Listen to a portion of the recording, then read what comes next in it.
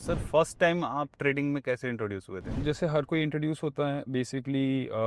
I just open a demat account. Hmm. और जब demat account खोला तो मेरा तो प्लान एक्चुअली स्टॉक्स खरीदने का था। आई डेंट। इन्वेस्टमेंट में। हाँ जी, मेरे को एक्चुअली पता भी नहीं था there is something called as F N O. I knew F N O as lots, बोलते हैं उसको, बस लॉट्स। हम्म। बट मुझे बाकी उसके बारे में और कोई जानकारी नहीं थी। हम्म। एंड देन जो इस ब्रोकर के अकाउंट में मैंने वो खोला था, दी ब्रोकर बेसिकली उनका एक ट्रेडिंग टर्मिनल होता है, जो डीलर्स होते हैं वो आपको कॉल करते हैं। हम्म। और कॉल करके एसेंशियली जो फर्स्ट टाइम अकाउंट्स होते हैं उनको सॉर्ट ऑफ, जैसे आप स्विमिंग पूल में जा रहे हैं तो बस अभी आपको डर लग रहा है, तो आप पहली बार जा रहे हैं तो किसी ने आपको ना हल्का सा धक्का दे दिया है, हाँ। तो वो कर देते हैं। और उसके कुछ कॉन्सिक्वेंसेज होते हैं, मतलब गुड या बैड जो भी हैं, जो आपका एक एक्सपीरियंस सेट करते हैं, जिसके चलते आई स्टार्टेड ट्रेडिंग। क्योंकि मुझे जब वो एडवाइस मिला तो मैंने 1 लाख रुपए से स्टार्ट किया था, और आई थिंक 2 दिनों के अंदर अंदर 50,000 जा चुके थे उसमें से। तो वो नेगेटिव एक्सपीरियंस था मेरे लिए बहुत ज़्यादा। बट मैंने उसमें से बस ये पॉजिटिव खोजा कि अगर कोई ऐसी जगह है जो कि 1 लाख में से 50,000 रुपये 1-2 दिनों में ले सकती है, तो ये वही जगह है जो आपको 50,000 भी 1-2 दिनों में दे सकती है। Okay. And there has to B,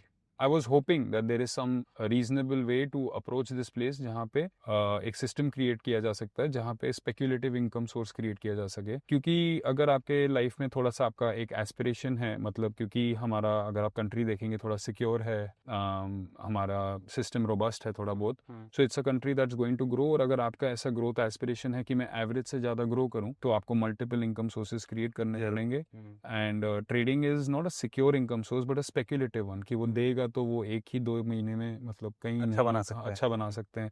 so just वो बने कैसे रहे ताकि वो 2 महीने हमें एक्सपीरियंस हो जाए, जब उसने देना है पैसा, वो रिस्क मैनेजमेंट के थ्रू होगा। And that is where I started working extensively, more than direction predict करना।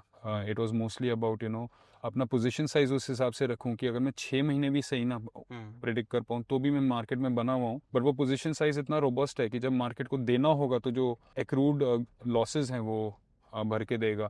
सो एसेंशियली मैंने, अनलाइक जो ज़्यादा चलन है, मैंने एक्यूरेसी पे फोकस ही नहीं किया। आई वाज लाइक कि 20-30% एक्यूरेसी मान के चलते हैं अपना, क्योंकि I was starting off with option buying and फिर फ्यूचर्स में किया। These are less accurate than option selling, तो मैंने एक्यूरेसी पे कभी फोकस नहीं किया। I just focused on distance, कि मैं एक पोजीशन खड़ा कर दूं और अगर वो चल जाए तो मैं उस पर बैठ जाऊं, एक्सपायरी के अंत तक देखूं। और जितना वो आपको अनसर्टन, क्योंकि कभी कभी आप 1 लाख रुपए प्रॉफिट में उस पोजीशन में, और एक्सपायरी तक आते आते आपके पास सिर्फ 1,000 रुपए बचते हैं, तो बुरा भी लगता है। बट मेरा ऐसा मानना था कि अगर मुझे 5 लाख कमाने तो वो 1 लाख तो दिखाएगा ही, तो I should not square it off. And ये एटीट्यूड रखने से एक्यूरेसी तो ड्रॉप हुआ, बट रिस्क रिवॉर्ड काफ़ी सिग्निफिकेंटली इंक्रीज हुआ। And I think this is the difference, I guess, जो मैं कम्युनिकेट करना चाहूँगा, कि एक्यूरेसी से ज़्यादा अगर एक ट्रेडर एक पोजीशन लेने के बाद उस पोजीशन को एक्सपायरी तक होल्ड करने के लिए रखता है, तो there will be certain expiries जहाँ पे मैजिक हो जाता है। एंड आपके करियर के 90% अर्निंग्स आपके 10% ट्रेड से आने हैं, तो हमें पता नहीं है वो कौन से ट्रेड्स हैं जो वो देंगे। एंड हमारा ऑब्जेक्टिव बनता है कि हर ट्रेड को ऐसा सोच के लें कि may be this is the one जो काफ़ी ज़्यादा आगे जाएगा।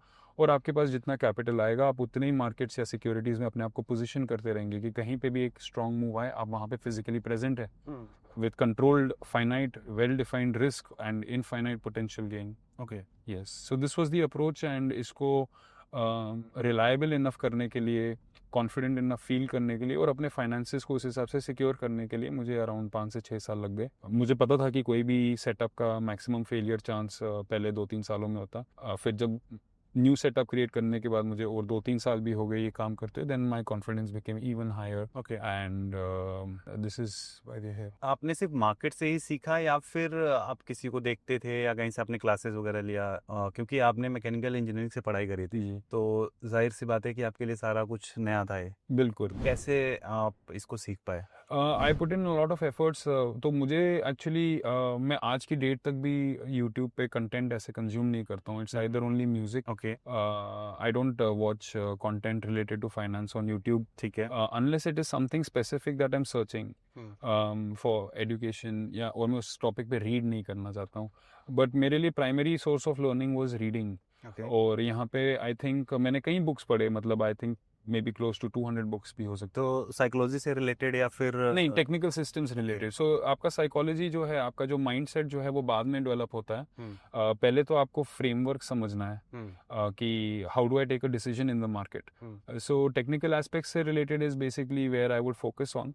एंड मैंने कई किताबें पढ़ी उसमें, मतलब maybe several hundred, but what I realised is that कि there is a publisher by the name Wiley publication, WILEY publications है, एंड उनके अंदर से आने वाले जो ऑथर्स थे उनके बुक्स का क्वालिटी का स्तर बहुत हाई था। आई डिड नॉट, मैंने जो इवेंचुअली जो अपने लिए क्रिएट किया trading system, they are uniquely combining my own parameters on different time frames, but जो फाउंडिंग प्रिंसिपल्स हैं I learn from these books, और इनके साथ मैंने बहुत टाइम स्पेंड किया, कई सालों तक टाइम स्पेंड किया। और अभी भी कभी कभी ऐसा होता है, but I don't read any more that much now, but sometimes I find the need कि मेरे को ये रेफर करना चाहिए अभी।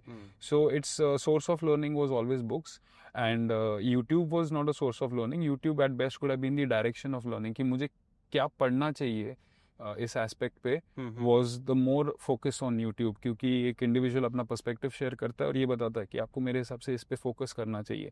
सो फोकस तो आपको ही करना पड़ेगा घर पे बैठ के, क्योंकि एक दिन आप उठ के उस पर अपना पैसा लगाने वाले हैं। So that has to be the core objective.